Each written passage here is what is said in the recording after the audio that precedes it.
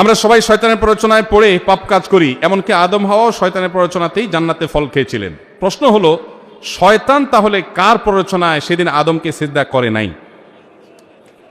জটিল প্রশ্ন। দেখুন ভাই, শয়তানের প্ররোচনায় আদম আলাইহিস সালাম নিষিদ্ধ গাছের ফল খেয়েছেন। আমরাও শয়তানি কাজ করি শয়তানের প্ররোচনায়। এখন প্রশ্নকর্তার প্রশ্ন হলো, তাহলে শয়তানরে কে প্ররোচনা দিছে? এর উত্তর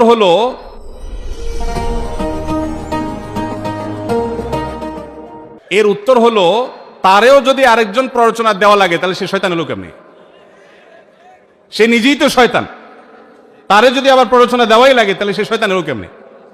ভাইরা আমার, মানুষ খারাপ কাজ শুধুমাত্র শয়তানের প্ররোচনাতেই করে না, প্রবৃত্তির তাড়নাতেও মানুষ খারাপ কাজ করে।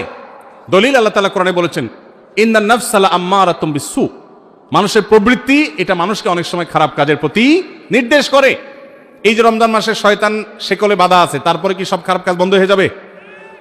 তার মানে ওই যে ভেতরের যে শয়তানের দোসর, ভেতরের শত্রু যে কুপ্রবৃত্তি, সে কুপ্রবৃত্তি মানুষকে খারাপ কাজের নির্দেশ দেয়। তো শয়তানের প্রবৃত্তি তাকে খারাপ কাজের নির্দেশ দিয়েছে। আমি আসুন্নাহ স্মল বিজনেস ম্যানেজমেন্টের 15তম ব্যাচের একজন ছাত্র। আমার প্রশ্ন হচ্ছে, আমাদের এদিকে এনজিও কিস্তির উপরে প্রভাব বেশি, এটা নিয়ে একটু বলেন। ভাইরা আমার,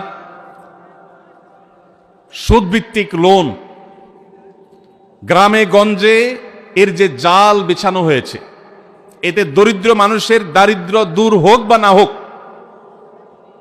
ঠিকই ওই সুদের মহাজন এনজিও গুলোর লাভ ঠিকই হয়। সুদকে আল্লাহ তাআলা হারাম করেছেন, এবং এমন হারাম করেছেন, আল্লাহর জমিনে হারামের তালিকায় সবচেয়ে ভয়ঙ্কর হারাম হলো সুদ। অন্য কোনো হারাম, শুকরের গোশত এটাও হারাম, কুকুরের গোশত হারাম, কিন্তু এই হারামের চাইতেও ভয়াবহ হারাম হলো সুদ। সেই সুদের কারবার অনেক মুসলমান অবলীলায় করেন।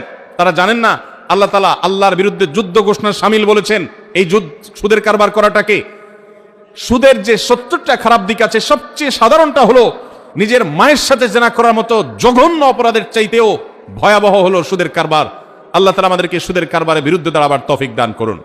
সমাজে আপনারা ইসলামিক পদ্ধতিতে মানুষের অভাব মোচন করবার জন্য লোনের প্রসেস আপনারা শুরু করে দেন। আসুন্নাহ ফাউন্ডেশন থেকে আমরা দারিদ্র্য বিমোচনের জন্য মানুষকে স্বাবলম্বীকরণ প্রজেক্টের আওতায় গরিবদেরকে বিভিন্ন জিনিসপত্র কিনে দেই।